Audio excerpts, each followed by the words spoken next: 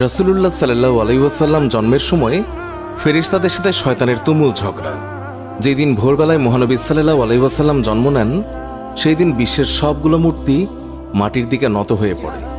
ইরানের রাজার বিশাল প্রাসাদের বারান্দা কেঁপে ওঠে এবং ছাদের 14টি প্রাচীর ধসে পড়ে। বিশ্বের সব সম্রাটের সিংহাসন উল্টে পড়েছিল। বিশ্বের সব রাজা বোবা হয়ে পড়েছিলেন, অর্থাৎ তারা কথা বলতে পারছিলেন না। সেই দিন গণকদের সব জ্ঞান লুপ্ত হয় এবং জাদুকরদের জাদুগুলো অকার্যকর হয়ে পড়ে। বিশ্বনবী সাল্লাল্লাহু আলাইহি ওয়াসাল্লাম জন্মের সময় শয়তান তার সন্তানদের মধ্যে আর্তনাদ করে ওঠে।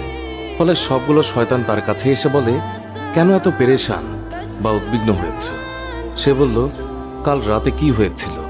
রাতের প্রথম থেকে এই পর্যন্ত দেখেছি যে আকাশ এবং জমিনের অবস্থা বদলে গেছে।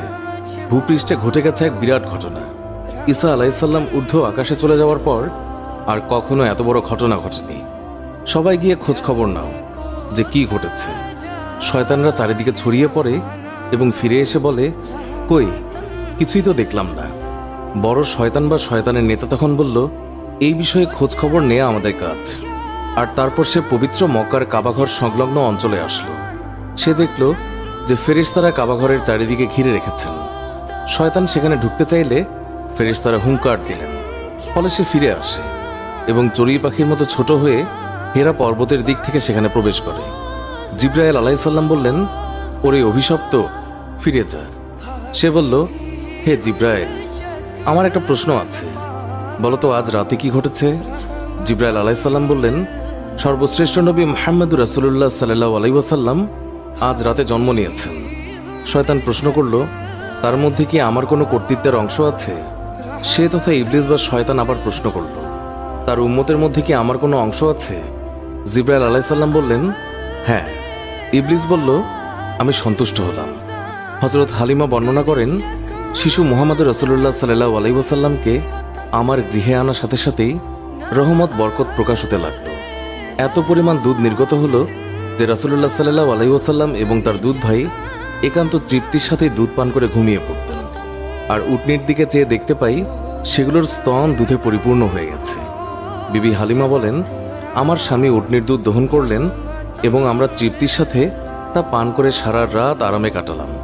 দীর্ঘদিন পর এটাই প্রথম রাত্রি যাতে আমরা শান্তিতে ঘুমিয়ে পড়লাম। আমার স্বামী বললেন, হালিমা, তুমি খুবই ভাগ্যবান এক শিশু নিয়ে এসেছ। আমি বললাম, আমারও এটাই ধারণা, এই শিশু অত্যন্ত সৌভাগ্যবান। বিবি হালিমা আরও বললেন, মক্কা থেকে ফেরার পথে শিশু মুহাম্মদকে কোলে নিয়ে যে দুর্বল বাহনটিতে চলতে লাগলাম, মুহাম্মদ রাসূলুল্লাহ সাল্লাল্লাহু আলাইহি ওয়াসাল্লামের বরকতে বাহনটি এত দ্রুত চলল যে সবার বাহনকেই হার মানালো। আমার সাথী মহিলারা আশ্চর্য হয়ে বলতে লাগলো, এটা কি সেই দুর্বল সওয়ারি যার উপর আরোহণ করে তোমরা প্রথম এসেছিলে? তারপর বাড়ি এসে দেখলাম সমস্ত বকরিগুলো দুধে পূর্ণ হয়ে গেছে, অথচ কিছুক্ষণ পূর্বে সেগুলো দুধ শূন্য ছিল। আমার গোত্রের লোকেরা তাদের রাখালদেরকে নির্দেশ দেয় যে তোমরাও তোমাদের পশু ওই জায়গায় চড়াও যেখানে হালিমার বকরি চড়ে। কিন্তু তা তো চারণ ক্ষেত্রের বিশেষত্ব ছিল না, বরং গায়েবী মদদ এবং বরকতের মধ্যে তা নিহিত ছিল। তা ওই সমস্ত লোক কোথায় পাবে? এইভাবে আমরা প্রায়ই তার বরকতের ঘটনাবলী প্রত্যক্ষ করতাম। হযরত হালিমা বর্ণনা করেছেন, তিনি কখনো শিশু মুহাম্মদকে উলঙ্গ অবস্থায় রাখতেন না। সেই রূপ করলেই তিনি চিৎকার করে কাঁদতেন। যতক্ষণ পর্যন্ত তার শরীরের উপর চাদর টেনে না দেয়া হতো ততক্ষণ তিনি ক্রন্দন থামাতেন না। হালিমা বলেন, যেদিন থেকে আমি জানতে পারলাম শিশু মুহাম্মদ সাল্লাল্লাহু আলাইহি ওয়াসাল্লাম উলঙ্গ থাকতে পছন্দ করেন না, সেই দিন থেকে আর কখনো তাকে উলঙ্গ রাখেনি। তার দেহ আবৃত করে রাখার জন্য সর্বদাই সজাগ থাকতাম। হযরত আব্বাস বিন আব্দুল মুত্তালিব রাদিয়াল্লাহু তাআলা আনহু বর্ণনা করেছেন, তিনি রাসূলুল্লাহ সাল্লাল্লাহু আলাইহি ওয়াসাল্লামকে বলেছেন, আপনার নবুয়তের একটি মাত্র নিদর্শন ছিল আমার ইসলাম গ্রহণের কারণ। তা হলো, তিনি দেখলেন রাসূলুল্লাহ সাল্লাল্লাহু আলাইহি ওয়াসাল্লাম শৈশব অবস্থায় আঙ্গুলি সংকেতে চাঁদকে ইশারা করেছেন। রাসূলুল্লাহ সাল্লাল্লাহু আলাইহি ওয়াসাল্লামকে যেই দিকেই তার আঙ্গুলি ফেরাচ্ছিলেন চাঁদও ঠিক সেই দিকেই আসা যাওয়া করছিল। রাসূল এবং নবী হওয়ার এই একটি উজ্জ্বল প্রমাণ। শিশু মুহাম্মদ হালিমার গৃহে থাকা অবস্থায় কখনো তার উভয় স্তন থেকে দুধ পান করেননি। সবসময় তিনি একটি স্তন থেকে দুধ পান করতেন, অপরটি তার দুধ ভাইয়ের জন্য রেখে দিতেন। ন্যায়বোধের এমন চরম দৃষ্টান্ত পৃথিবীতে খুবই বিরল। সত্যি এটা একজন মহামানবের পক্ষেই সম্ভব। শিশু রাসূলুল্লাহ সাল্লাল্লাহু আলাইহি ওয়াসাল্লামের দ্রুত বর্ধনশীল দৈহিক অবস্থাও একটি লক্ষণীয় বিষয়। 2 মাস বয়সের সময় তিনি অন্যান্য শিশুদের সাথে হামাগুড়ি দিয়ে ফিরতে লাগলেন। 3 মাসের সময় দেয়াল ধরে হাঁটতে লাগলেন। যখন তার বয়স মাত্র 5 মাস, তখন বিনা অবলম্বনে হাঁটতে শিখলেন। 7 মাস বয়সের সময় তিনি ফিরতে লাগলেন এবং মাত্র 8 মাস বয়সের সময় তিনি কথা বলতে সক্ষম হন। তার এই গুণগুলো নিশ্চয়ই তার মুজিজার মধ্যে অন্তর্ভুক্ত এবং তিনি উম্মতে মুহাম্মাদের শাফায়াতের কাণ্ডারী। সারওয়ারে কায়নাত, দোজাহানের সম্রাট রাসূলুল্লাহ সাল্লাল্লাহু আলাইহি ওয়াসাল্লাম অতি শৈশবকাল থেকেই একান্তভাবে পাক সাফ থাকতেন।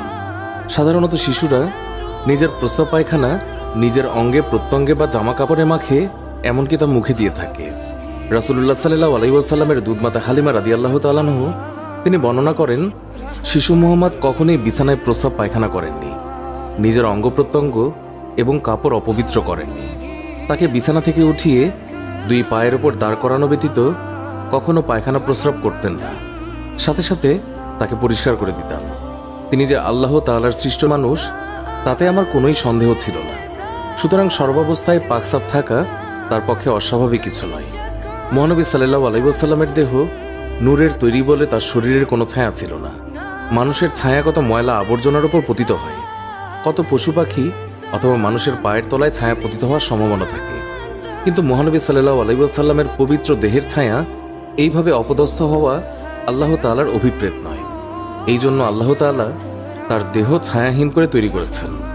এই কারণে তার দেহের ওপর কখনোই মাছি বসেনি, কেননা মাছি অপবিত্র বস্তু থেকে জন্মলাভ করে, তাই মাছির দেহ অপবিত্র। তাই রাসূলুল্লাহ সাল্লাল্লাহু আলাইহি ওয়াসাল্লামের শরীরে এটি কোনোদিন স্থান পায়নি। হযরত মাইসারা রাদিয়াল্লাহু তাআলা আনহা ছিলেন হযরত খাদিজা রাদিয়াল্লাহু তাআলা আনহার দাস।